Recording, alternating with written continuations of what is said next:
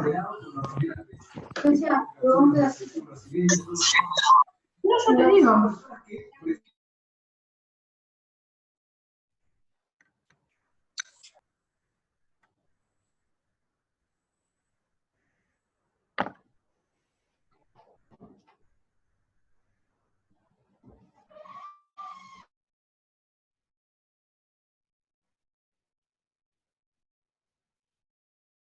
Bueno.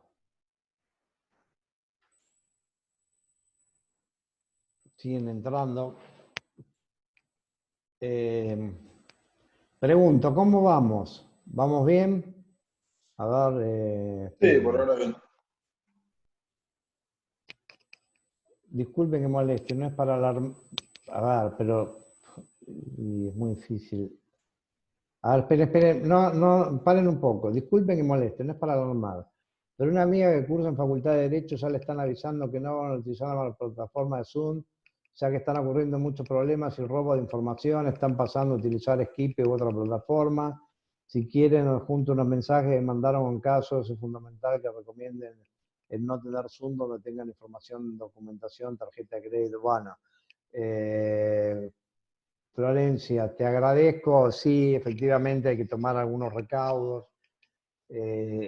Vos sabés que mi idea era que no íbamos a seguir por la YouTube, después tuve un problema técnico. El problema es que cuando hay problemas técnicos, bueno, no hay cómo solucionarlos. Entonces, yo creo que, ya no me quiero comprometer a algo que tampoco depende de mí, pero la próxima ya no vamos a hacerlo más por Zoom. Además, Zoom a mí me resulta muy molesto porque esto de que se corte y demás, y tampoco podemos tener otra cuenta porque esa está así. Bueno, estábamos con lo del miedo. Bueno, entonces concretamente, ¿cuál es el nombre del PowerPoint que estamos viendo? El PowerPoint se llama Introducción a la Psicología Cognitiva. Eso lo pueden ver a ver, les voy a compartir la pantalla. A ver si les puedo compartir la pantalla del aula virtual. Y bueno, lo que me decían de la plataforma Zoom, bueno, sí, tiene eso. Es Vox Populi, que hay algunos problemas de seguridad, que hay que tomar recaudo, nunca se conecten con la cuenta de Google o de Facebook. Bueno, en fin. Bueno, entonces, esperemos que sea la última vez que tenemos que hacer algo por Zoom en los teóricos, porque además es muy complicado. Bueno, miren, acá está la pantalla del aula virtual.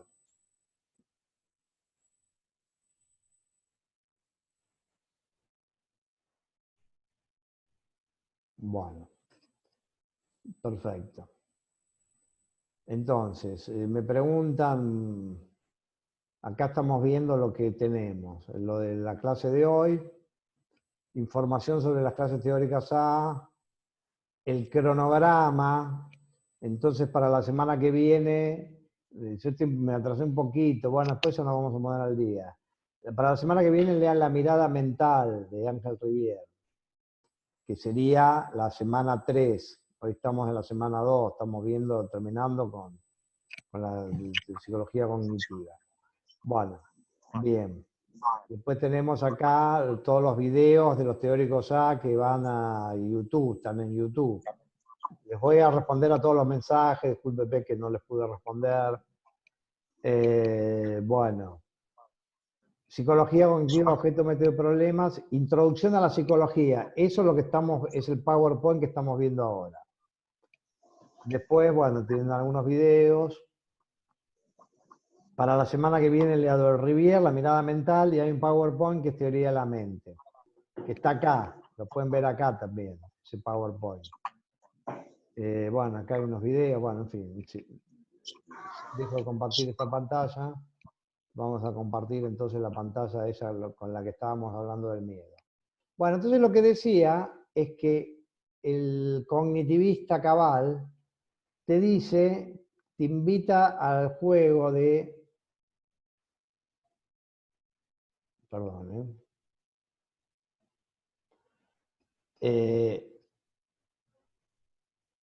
porque se siguen agregando. Bueno, al juego de que en realidad los estados mentales no son estados conscientes, subjetivos, vivenciales, sino que son una X que se relaciona con una Y, Z, R, y eso es lo que define lo que son. Eso es lo que eso le gusta hablar de el rol funcional de los estados mentales. Bueno, bien. Yo hago unas pausas porque mientras hago las pausas es porque siguen entrando y los tengo que admitir porque tendría que haber seteado de manera distinta. Bueno, entonces eso es como que es desnaturalizar a los estados mentales. Y ahora sí voy a empezar a hablar de Searle. John Searle es un crítico de lo que él llama la razón cognitiva. Entonces lo que dice John Searle es que los rasgos definitorios de los estados mentales son el primero la conciencia y el segundo la subjetividad. Después hay otros dos, no viene al caso ahora, porque me voy a complicar. Pero el miedo es un estado mental consciente. Como decir, no, tengo un miedo inconsciente. ¿Qué es eso? Es raro un miedo inconsciente. ¿Eh? No me voy a meter en teoría freudiana, pero Freud también habla de que hay representación inconsciente, pero no de emociones inconscientes. Pero bueno, más allá de eso, que son digresiones freudianas, lo cierto es que, bueno, tengo miedo, punto. Bueno, lo siento, el miedo es algo que yo lo experimento, lo siento, lo vivo, en mi universo está el miedo, bueno, bla, bla, bla, etc.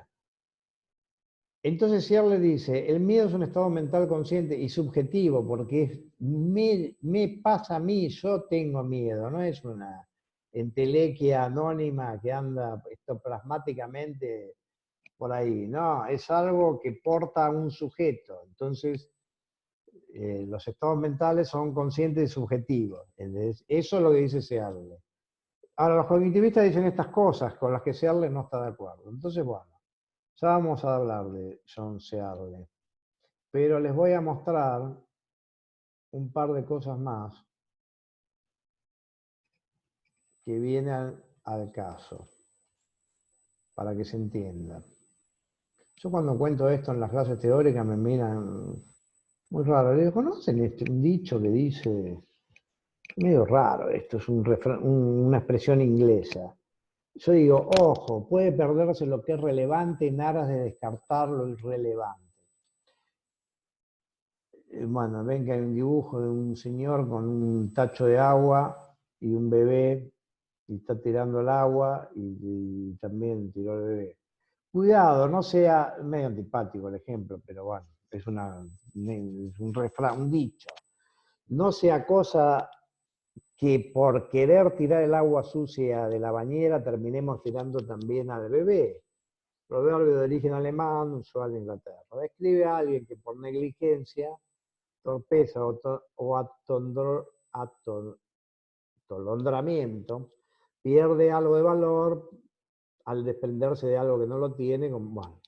O sea, hay veces que uno se pone muy minucioso y por ponerse puntilloso con lo que es irrelevante termina perdiendo lo que es la esencia, ¿no? Tengo que entregar el trabajo, tengo un minuto y con eso me juego la promoción y estoy corrigiendo las comas, bueno, para dejar las comas y ya está. Bueno.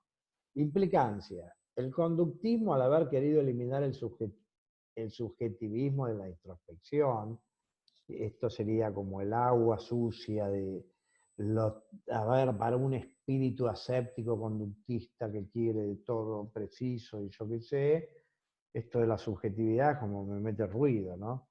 Bueno, pero terminó eliminando a la mente misma como objeto de estudio. Es como que se olvidó el bebé. Yo quiero estudiar psicología, ¿qué me venís con el estímulo y la respuesta? Sí, también, importa, pero bueno, pero yo iba por otra causa. Bueno, entonces los críticos del cognitivismo, acá la historia se repite. Ahora, los críticos del cognitivismo le objetan al cognitivismo lo mismo. Recuperaron a la mente, pero no a la conciencia. Sería como si hubieran ido a buscar el bebé, pero en lugar de traerlo realmente hubieran traído una foto. Bueno, eso es una, digamos, ironía mía, ¿no? Pero esto de que recuperamos, sí, hablamos de los procesos internos, pero ahora los papeles, en vez de hablar de miedo, hablamos de X, Y, Z y el input, el output y la categorización de no sé qué cosa. Bueno, entonces ahora vamos a la crítica de Brunner. Brunner, importante psicólogo cognitivo y psicólogo, murió hace poco, muy viejito, tenía casi 100 años, muy prolífico. ¿Qué dice Brunner? Brunner fue partícipe de lo que llamó el movimiento cognitivo, historias de paradigmas. Entonces, para los cognitivistas, la clave de su causa, vamos a ponerle un poco de épica, era destronar al conductismo que se había robado el tesoro. A ver, recordemos historias épicas, la guerra de Troya, Helena de Troya, la belleza femenina que se la llevaron, ¿cómo era? Los griegos, claro. Helena de Troya, no me acuerdo ya cómo era, no importa. Era griega y se la llevaron los troyanos. París, claro, París era el troyano. Entonces los griegos querían recuperarla. Bueno, historias de la vida. Entonces acá los cognitivistas se ven a sí mismos como unos revolucionarios que rescataron lo que había robado el conductismo, porque el conductismo había capturado a la mente y la tenía escondida, decía que no servía y que querían convencer a todo el mundo. Entonces los revolucionarios cognitivistas, munidos de sus armas como metáfora de la computación, teoría informacional y otros conceptos de esa época, rivalizaron, pelearon con el conductismo, le demostraron que le habrían demostrado que estaban equivocados, conductistas siempre quedan, y entonces se transformaron en el paradigma dominante y ahora la psicología se habla en clave cognitiva. Pero Brunner, que actuó en esa épica, como todo revolucionario que después, de entrado en años, dice, nosotros luchábamos por este ideal y mirá en qué terminamos. Es como la caricatura de lo que buscábamos. Entonces, no dice eso Brunner, pero dice, naufragamos en las computaciones. Nosotros queríamos recuperar a la psicología como objeto legítimo de estudio, pero terminábamos hablando del input, del output, y yo qué sé, y nos olvidamos de algo fundamental. ¿Qué es? Que el ser humano lo que busca es el sentido, el significado. Somos activos buscadores de significado. ¿Para qué estudiamos esto? ¿Qué estamos perdiendo el tiempo con Brunner? ¿A dónde queremos ir con todo esto? ¿Para qué estudiamos psicología? ¿Cuál es el premio de todo esto? ¿Cuál es la razón de ser de las cosas? Bueno, somos buscadores de sentido. Y si nos olvidamos de eso, hay algo que no entendemos. Yo conté una historia, ya no sé si, bueno, como algunos entraron después, se las vuelvo a contar.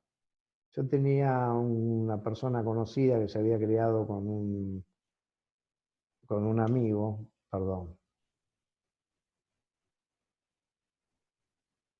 Eh,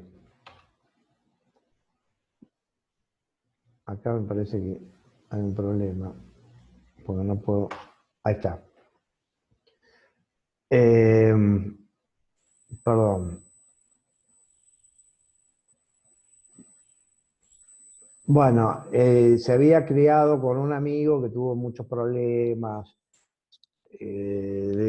así de conducta, era cuando decían tiene un chico con un problema de conducta. Y bueno, después tuvo problemas psiquiátricos, estudió arquitectura, su papá era maestro mayor de obra, medio que estudió algo parecido a lo que había hecho el padre, en una familia de esas que no te dejan terminar de despegar vuelo, quiso hacer la suya, pero después volvió con los padres, anduvo mal, terminó mal, se hizo alcohólico. Bueno, un día va a la Universidad de Morón, donde él había estudiado, al tercer piso, y se arroja, se arroja al vacío y se muere. Ahora, el día era el día del cumpleaños del padre. Entonces uno podría decir, bueno, se la dedicó. También podría ser del azar o que ese día fue el día que no aguantó más. El espíritu de interpretación psicológica pensaría que ahí hay un sentido que hay que descifrar. Bueno, somos sujetos hermenéuticos, que quiere decir, nos gusta desentrañar los significados, buscamos significado, y bueno, nos olvidamos de eso porque hablamos del input y el output y no hablamos de otra cosa. ¿Está mal de hablar del input y del output? No, pero también hay que hablar de otra cosa. Y además, estudiamos a la cognición como pensando en el sistema cognitivo que se comunica con el mundo, del cual proviene el input, pero no pensamos que parte de los inputs son inputs sociales, tienen que ver con el otro. Ahí hay una alumna que quiere preguntar algo, me parece. A ver, voy a dejar de compartir la pantalla. Creo que es Ivana. A ver. Ivana. Como Rebelión en la Granja, terminaron donde empezaron, con déspotas, sí, bueno. Freud tendría mucho para decir al respecto, justo el día del cumpleaños. Bueno, claro, bueno, perfecto, bueno. Igual son historias, ¿no? Bueno, es un caso con tintes muy dramáticos. Bueno, no sé, Ivana. Bueno, perfecto. Ah, un error fue, perdón, que fue un error lo de Ivana. A ver si ya lo entendí. Bueno, bien, sigamos. Bueno, y por eso después, bueno, es como que los psicólogos cognitivos al final después se terminaron dando cuenta de todo. Uno podría decir, pero el chocolate por la noticia, pero no se dieron cuenta antes. Ahora después se dieron cuenta que hay que estudiar las emociones. Y, ¿cómo te olvidas y la motivación? Y la cognición social, lo que pasa con el otro, teoría de la mente. Y también ahora se dan cuenta que la conciencia, y va, hermano, ¿por qué no te diste cuenta antes? Perdón. Ahí yo soy crítico a que, bueno, hay veces que cuando uno la va de revolucionario se pone un tanto fundamentalista y se olvida de cosas que no se debería olvidar. Bueno, bien, esa es la crítica de Brunner, pero ahora vamos a la crítica de Searle. Las críticas de Searle son tres. Pero antes de eso, miren, de casualidad pasé por acá, que viene al caso. No sé si conocen esta historia. A mí la primera vez que la escuché me pareció una historia muy esclarecedora. Es la historia de alguien que está borracho y está buscando algo debajo de un farol de luz. Y se acerca a alguien y le dice, ¿qué está buscando? Estoy buscando unas llaves. ¿Pero qué, las perdiste acá? No, las perdí allá, dice, y señala a lo lejos. ¿Y por qué las buscas acá? Y porque acá hay luz. Bueno, no sé si es un chiste o una enseñanza de vida, no sé, es una historia sufí. Bueno, ¿qué ilustra esa historia? Que a veces uno, porque no quiere salir de la zona de confort, termina renunciando a lo que tiene que hacer en aras de algo que, bueno, más o menos con esto vamos, la atamos con alambre. Entonces, como dicen que hacen algunos argentinos, hacemos algunos argentinos. Entonces, implicancia. El conductismo habría decidido buscar donde parece más fácil, la conducta, donde hay luz. Porque el conductismo también decía, no, lo que pasa es que primero para avanzar, para hacer una ciencia, empecemos por donde sea más sólido, después vamos viendo, nos vamos mensajeando, parece. No, pero no, después no vieron nunca, entonces ya es como que te quedaste perdido. El problema es que lo que aparece como más difícil, que sería, perdón, y ahora cómo avanzo. Ahí está. El problema es que parece que lo más difícil sería estudiar la mente, donde imperaría la oscuridad de lo inacible, intangible y inaprensible, y el subjetivismo que me puede hacer extraviar. Bueno, está bien, pero yo quería buscar eso. Parece la crónica de un extraño extravío. Los críticos del cognitivismo le objetan lo mismo, Searle, al cognitivismo. El estudio de las computaciones inconscientes puede ser una buena excusa para terminar de no estudiar la mente consciente. Es decir, siempre tenemos una excusa para no hacer lo que tenemos que hacer. Y esto diría hacerle, y yo comparto su idea. Entonces, no sé qué pasó con la pantalla. La vamos a volver a compartir. Bueno, bien. Entonces avancemos. Vamos a lo deseable. Bueno, entonces acá lo que quiero que... No sé qué es lo que pasa. Perdón,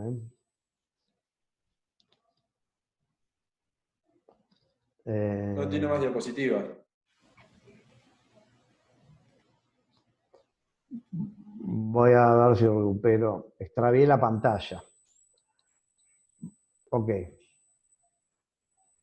Claro, es que no hay un problema con el desplazamiento del power. Igual, profe, dice voy acá. diapositiva 24 de 24, como que es la última. Ahí estamos, bueno. Entonces, hay tres... Es que ahí su problema soy yo, en que estoy haciendo... Estoy pendiente de 5 cosas a la vez y me equivoco. Bueno. Ahí está. Bueno. Entonces, acá tenemos la crítica deseable. Las críticas deseables son tres. La primera es que él critica la idea de postular una mente computacional como algo que es intermedio entre el cerebro y la conciencia. La segunda crítica es que para él en el cognitivismo hay lo que él llama un conductismo residual, un residuo del conductismo. Y la tercera crítica es lo que él llama un dualismo residual, una crítica del dualismo. Es como si dijera, ustedes la van de cognitivistas, de superados, pero cometen errores muy parecidos. En el fondo, son conductistas encubiertos y dualistas encubiertos. Y yo les voy a decir por qué. Bueno, se hable, ¿no? Entonces, la primera crítica es lo de la mente computacional. Bueno, entonces, para el dualismo clásico está la mente y el cerebro, no había lo de la mente computacional. Bueno, contemporáneamente se suele distinguir en el contexto de la psicología cognitiva a la mente fenomenológica, que es la mente vivencial, es donde nos pasan las cosas, donde nos pasan, lo que experimentamos, lo que nos pasa. Me duele, me gusta, lo quiero, lo extraño, la extraño, sufro, pienso, razono, calculo y lo cubro. Bueno, eso sería la mente fenomenológica, el fenómeno, las cosas tal como se nos aparecen, como las vivimos. ¿Está bien? En cambio, la mente computacional es una mente de la que no nos damos cuenta, porque es inconsciente, es como una mente que nos determina. Pero no en el sentido freudiano, sino en la mente que labura para que yo vea lo que veo y sí, amo a esa persona. Pero tengo una imagen de esa persona. ¿Y quién hace que tenga esa imagen? Y bueno, hay una mente computacional que está haciendo su trabajo. Ahora, el problema es si lo que está haciendo ese trabajo inconsciente es la mente computacional o es el cerebro. Ese es el problema que plantea Searle. Entonces vamos al primero de los críticas, que en el texto es la última, es la 3, pero vamos a empezar por acá. Searle dice lo siguiente, pone un ejemplo, él da una conferencia en la BBC de Londres, muy didáctica, y dice, bueno, acá tenemos un problema en la ciencia de la psicología. ¿Cuál es el problema? Que tenemos dos modos de explicar. ¿Y cuáles son? Bueno, uno es la explicación preteórica. ¿Qué quiere decir preteórica? Anterior a la psicología académica. Es la que tiene toda la gente. Todos somos psicólogos preteóricos, los niños también. ¿Qué quiere decir? Y que invocamos causas mentales para explicar la conducta. ¿Y por qué? Che, se enojó, pues se reaccionó así. Y porque ¿sabes lo que pasa? Y esto tiene que ver con la teoría de la mente. ¿No te diste cuenta cuando vos dijiste eso enseguida?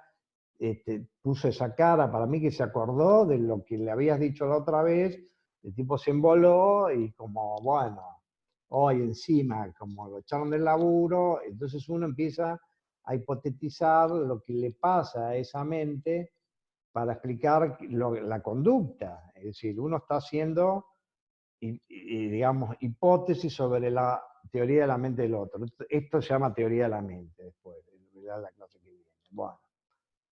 Entonces, ahora, ¿qué pasa? Que bajo los cánones de la ciencia contemporánea y yo qué sé, esas explicaciones son explicaciones de sentido común, pero no son científicas.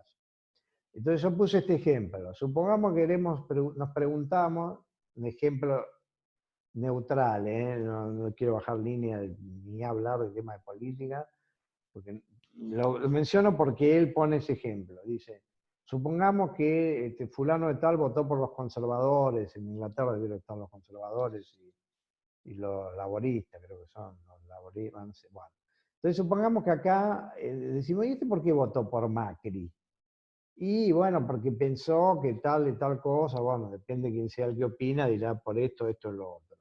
¿Y este por qué votó por Alberto Fernández? Y porque pensó que Alberto Fernández iba a hacer esto y lo otro. Eso es una explicación de sentido común. O sea, puede ser buena, de un analista político, no importa, pero es una explicación en esos términos. No es que estoy haciendo una teorización psicológica de académica, es que estoy diciendo, mira, lo que pasa es que yo creo que este piensa que el otro va a hacer esto, que le va a convenir, y ya está. Bueno, y encima como es de determinada manera, que no le importa, y el otro sí le importa, bueno. Bueno, ahora tenemos una segunda explicación. Es la explicación que da la neurociencia. Supongamos que en lugar de decirnos eso, de dar la explicación de sentido común, nos hubiese dado la explicación de la neurociencia. Entonces nos hubiese dicho, ¿sabes qué? Yo tengo la cartografía que está producto de un escaneo que hice, una muestra representativa de votante de Macri, y tengo la posta de que la configuración neuronal X28, que es cuando las asambleas neuronales de la tercera zona de la cisura de Rolando, de la sinapsis del mito, no sé, estoy inventando cualquier cosa, ¿no? Pero se entiende que estoy hablando en jerga neurocientífica. Entonces, esos son los votantes de Macri. ¿Y los de Alberto Fernández? No, mirá, te muestro acá la imagen mental en la topografía de los hilos de las neuronas piramidales, que no sé qué, vinculada con la acción del lóbulo occipital y el centro de la caja de las letras, no sé qué. Te hablo en código neuronal. Bueno, entonces, ¿qué es lo que dice? Bueno, acá tenemos dos problemas. La primera explicación es explicativa, porque vos entendés por qué el tipo, perdón, es tipo o tipa, hombre o mujer, o quien fuere, votó por quien votó. Pero el problema es que eso no es científico. Porque alguien te puede decir, no, pero eso te parece a vos, pero que si no estás en la mente ni en el cerebro, ¿qué sabés? En cambio, el segundo es que sí, yo con la ciencia, con el escáner biométrico. Y sí, el problema es que esa explicación, la primera es explicativa pero no científica. Y la segunda es científica pero no es explicativa. Porque si vos me mostrás ese escáner de que votó a Macri, del cerebro típico del macrista versus el albertista, vos ves eso y no entendés nada, no entendés cómo esa estructura de arborescencias neuronales se traduce en lo que es pensar como un macrista o como un simpatizante de Macri o de Fernández. No lo entendés. Bueno, entonces Searle, ¿qué dice? Bueno, Searle nos dice ahí algo muy interesante que tiene que ver mucho con la naturaleza humana. Y es que cuando uno no entiende mucho algo, tiende a inventar algo. Si no lo entendés, inventa una teoría, pero lo dicen peyorativamente. Entonces, como acá tengo dos inconmensurabilidades. En la época de Descartes no entiendo cómo la mente se vincula con el cerebro. Bueno, en 10 minutos se termina y volvemos a arrancar. Ahora no sabemos cómo la mente se vincula con el cerebro. Entonces, inventamos, dice Searle, que hay una mente computacional que media, que conoce el lenguaje del cerebro, pero también desde la conciencia y que entonces hace... Bueno, entonces Searle dice, no, esto no va a andar, eso no va a andar. Hay un filósofo llamado Ray Sachendorf que dice, acá el remedio es peor que la enfermedad. Antes teníamos un problema, ahora tenemos tres. No sabemos cómo el cerebro se vincula con la mente consciente.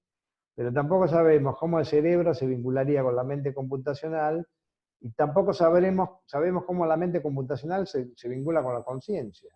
Hemos multiplicado los problemas. Entonces, sí, ¿qué es lo que dice Searle? Lo que dice Searle es, terminemos con esta historia de que hay ese tercer nivel, que no hay ningún tercer nivel. Hay dos niveles, uno es el cerebro y otro la conciencia. Entonces, ¿qué visión tiene Searle sobre el inconsciente? Crítica. Él dice, creo que está acá, él dice, y esto es una tesis de él, no hay por qué hacerse cargo de su tesis, que el concepto de lo inconsciente lo entendemos porque en el fondo lo pensamos como potencialmente consciente. Y hay algunos elementos en la teoría freudiana que hacen pensar que tiene razón. Entonces él dice, cuando Freud se presenta como un científico que hace metapsicología y estructura el aparato psíquico, consciente, preconsciente, inconsciente, bueno, ahí su explicación se aparta del sentido común, de la explicación preteórica. Pero cuando Freud realmente interpreta un caso como el de Isabel de R, al final, todo el problema de Isabel de R es que estaba enamorada del cuñado y no se la bancaba y se negó eso a sí mismo, y entonces en terminología freudiana quedó una parte de su sistema de representaciones escindidos, hizo síntomas, y entonces, bueno, no sé, se produjo la parálisis histérica. Pero claro, lo que pasa es que entendemos eso porque entendemos que inconscientemente estaba enamorada. Ahora, No perdón, los calientes ni nada en el ahora, microondas, es que para no en se ese pongan duros. nivel de enamorada, bueno, estar enamorado es un acto consciente, no, no es intrínsecamente inconsciente, para decirlo de otra manera. Searle tiene esta metáfora.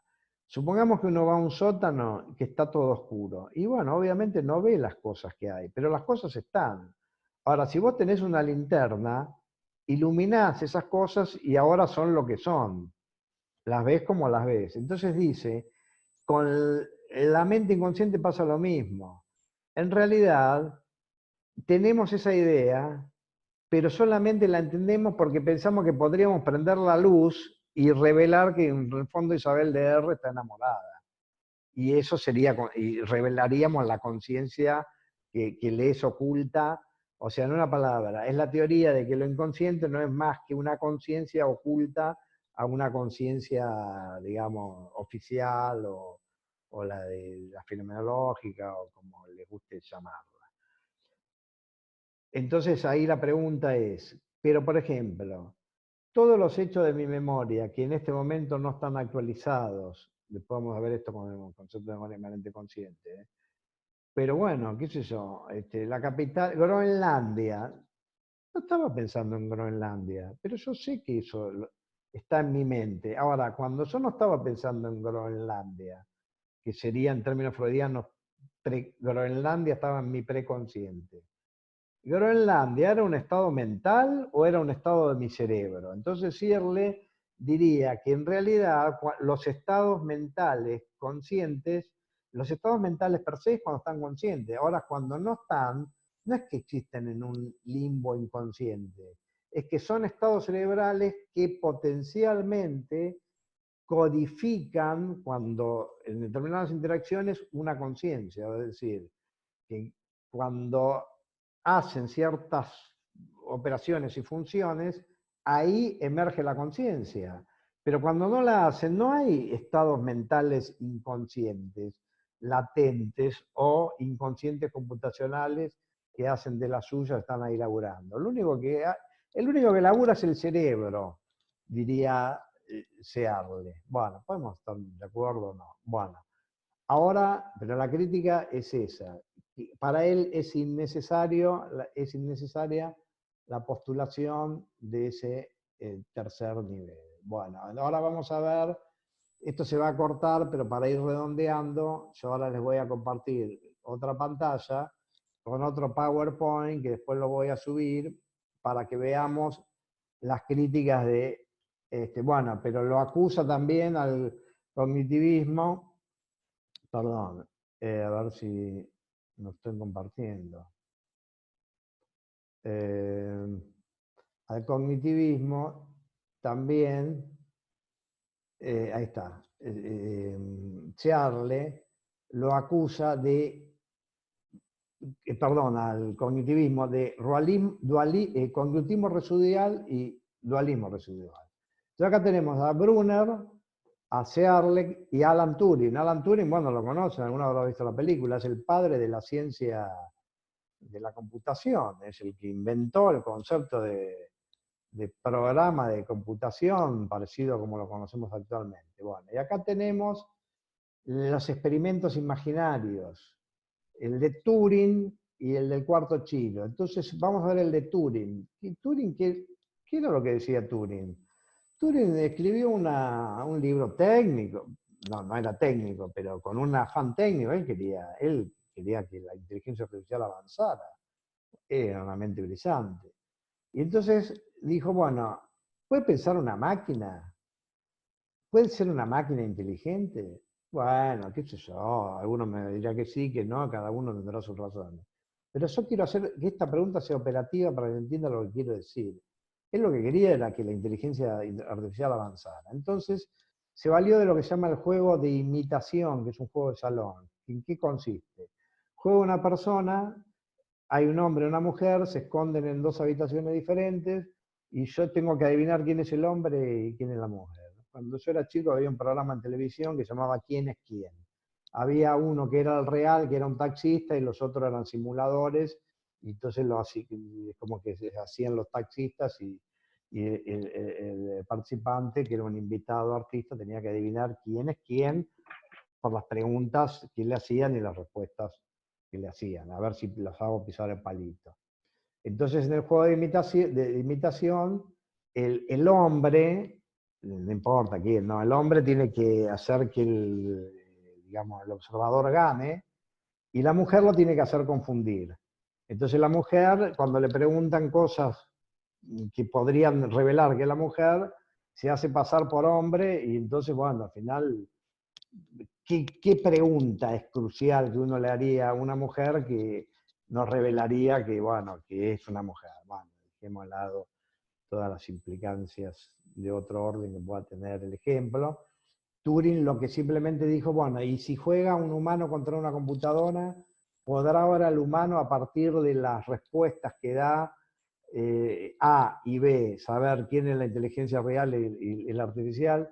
Si no las puede discernir, es que la computadora piensa, porque genera los outputs del mismo estilo que generaría un humano ante el mismo tipo de inputs. Eso se llama el test de Turing, es un experimento imaginario. ¿Hizo Turing ese test? No, no lo hizo. Entonces muchos lo toman como paradigma, le viene como anillo al dedo a la psicología cognitiva, porque dicen que en última instancia lo que importa de las cosas que hacemos los humanos, que hace la mente humana, es que estén suficientemente organizadas las estructuras para que a partir de ciertos inputs se den los outputs que tiene que dar, y con eso andaríamos bien en la explicación. Entonces Searle critica esa idea con el experimento del cuarto chino, o de la habitación china.